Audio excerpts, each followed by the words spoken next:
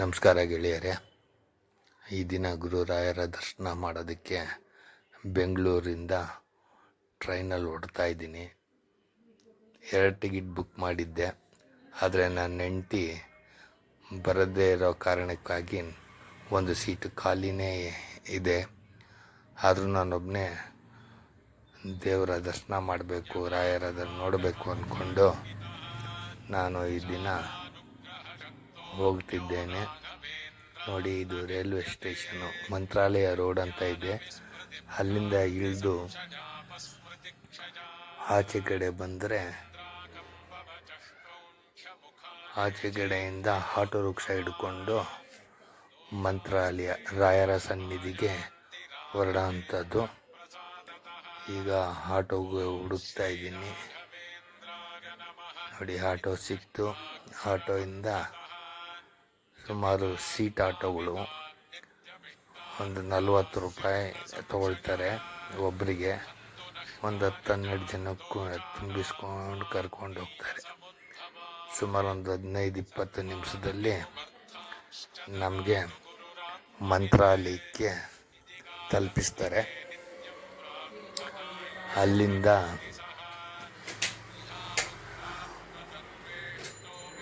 ಇನ್ನೂ ಟ್ರಾವೆಲ್ ಮಾಡ್ತಾನೆ ಇದ್ದೀವಿ.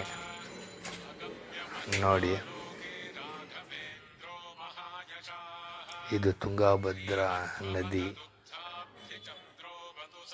ಆಟೋದವರು ಬಹಳ ಸ್ಪೀಡಾಗಿ ಹೋಗ್ತಾ ಇದ್ದಾರೆ.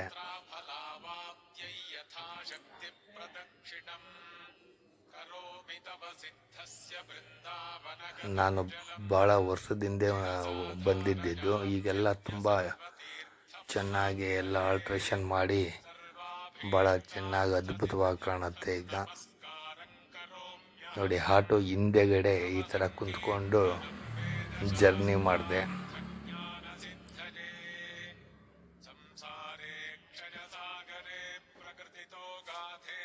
ಈಗ ಮಂತ್ರಾಲಯದ ದೇವಸ್ಥಾನದ ಆವರಣ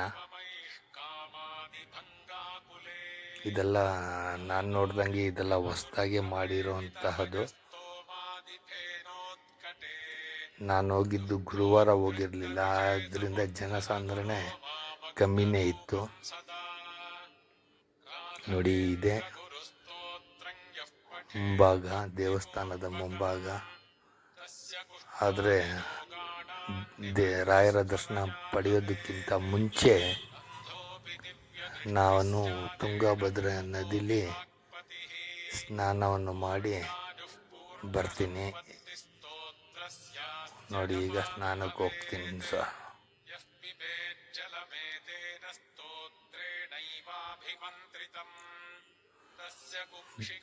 ಖಾಲಿ 1 ಡೇ ಟ್ರಿಪ್ ಅಷ್ಟೇ ಗೆಳೆಯರೆ.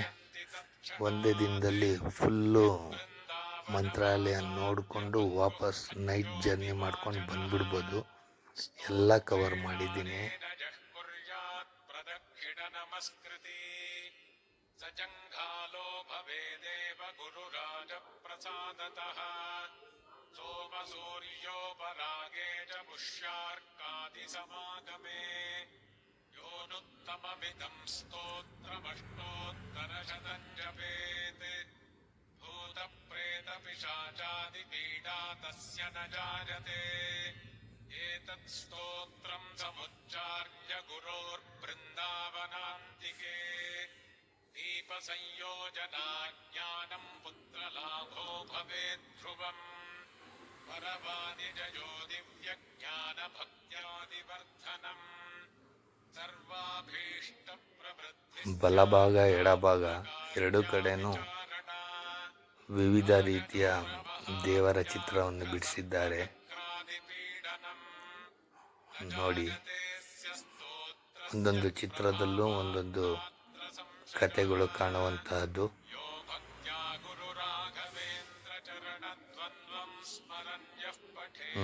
ಇದೇ ತುಂಗಭದ್ರಾ ನದಿ.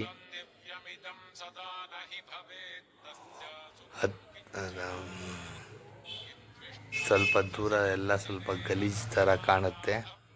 ನಾವು ಮಧ್ಯಕ್ಕೆ ಹೋಗಿ ಆ ಕಡೆ ಸ್ನಾನ ಮಾಡಿಕೊಂಡು ಬರೋದಕ್ಕೆ ಹೋಗ್ತಿದ್ದೀನಿ. ಸ್ನಾನ ಮಾಡಿದ್ದವರೆಲ್ಲ ಗಂಡಸವರಾದರೆ ಅಲ್ಲೇ ಬಟ್ಟೆಗಳೆಲ್ಲ ಚೇಂಜ್ ಮಾಡ್ಕೊತಾರೆ. ಹೆಣ್ಮಕ್ಳೆಲ್ಲ ಅಲ್ಲಿ ಒಂದು ಶೆಡ್ ಥರ ಇದೆ, ಡ್ರೆಸ್ಸಿಂಗ್ ರೂಮು, ಅಲ್ಲೋಗಿ ಮಾಡ್ಕೊಬೋದು. ನೋಡಿ ಕಾಣ್ತಾ ಇದ್ದಿಲ್ಲ, ಇನ್ನು ಮುಂದೆ ಹೋಗ್ತಾ ಇದ್ದೀನಿ. ಅಲ್ಲೆಲ್ಲ ಸ್ವಲ್ಪ ನೀರು ಚೆನ್ನಾಗಿದೆ.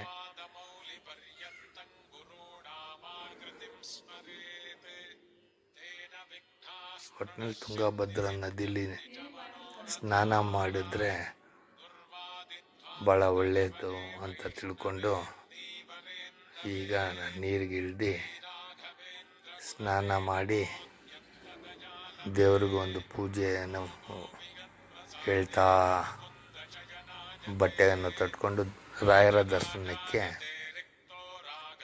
ಈಗ ಹೊರಡುತ್ತೇನೆ. ಪ್ರತಿಯೊಬ್ಬರು ಸಿಂಪಲಾಗಿ ಮಾಡ್ಬೋದು, ಏನಿಲ್ಲ. ರೂಮ್ಗಳು ಅಷ್ಟೇ ಅನ್ಸೀಸನಲ್ಲಿ ಬತ್ತು ಅಂದರೆ ಒಂದು 500 ರೂಪಾಯಿಗೆಲ್ಲ ಸಿಗುತ್ತೆ. ಡಾರ್ಮೆಟ್ರಿನೂ ಇದೆ. ನಾನೇನು ಇಲ್ಲಿ ಉಳ್ಕೊಳ್ಳಿಲ್ಲ, ನೈಟೇ ಬಸ್ ಹತ್ತು ಬಂದ್ಬಿಟ್ಟೆ. ಟ್ರೈನು ಹೋಗ್ತಾ ಬಸ್ಸು, ಗೌರ್ಮೆಂಟ್ ಬಸ್ಸು ಒಂದು 600 ರೂಪೀಸ್ ತಗೊಳ್ತಾರೆ. ಆರಾಮಾಗಿ ನೋಡಿಕೊಂಡು ಬರ್ಬೋದು. ಇದು ಮಂತ್ರಾಲಯ, ಪಂಚವಟಿ, ಬಿಚ್ಚಾಲೆ ಅದೆಲ್ಲ ಮುಂದೆ ಹೋಗ್ತೀನಿ. 2ನೇ ಭಾಗದಲ್ಲಿ ಅದರ ಬಗ್ಗೆ ತಮಗೂ ತಿಳಿಸ್ತೀನಿ. ತಾವೆಲ್ಲರೂ ಜೀವನದಲ್ಲಿ ಬಂದು ಗುರುರಾಯರ ದರ್ಶನವನ್ನು ಪಡೆದು ಮುಕ್ತಿ ಮಾರ್ಗಕ್ಕೆ ಹೋಗಬೇಕು ಅಂತ ನನ್ನ ಮನವಿ. ಬೆಂಗಳೂರಿಂದ ಏನು ಜಾಸ್ತಿ ದೂರ ಇಲ್ಲ, 400 ಕಿಲೋಮೀಟರ್ ಒಳಗಡೆನೆ.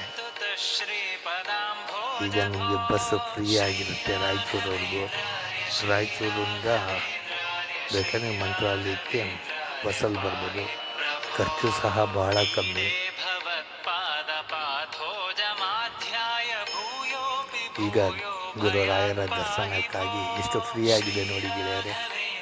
ಗುರುರಾಯರ ದರ್ಶನಕ್ಕೆ ಹೋಗಿ ಈಗ ಹೋಗ್ತಾ ಇದ್ದೀವಿ.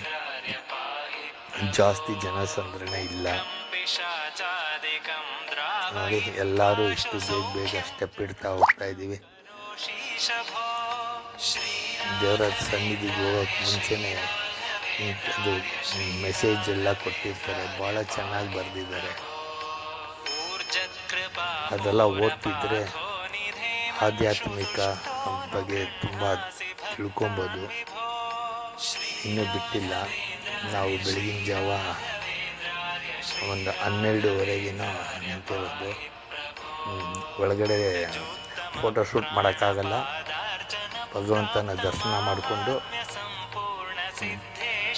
ಊಟಕ್ಕೆ ಬಂದಿದ್ವಿ. ಗುರುರಾಯರ ಪ್ರಸಾದ ಸ್ವೀಕಾರ ಮಾಡೋದು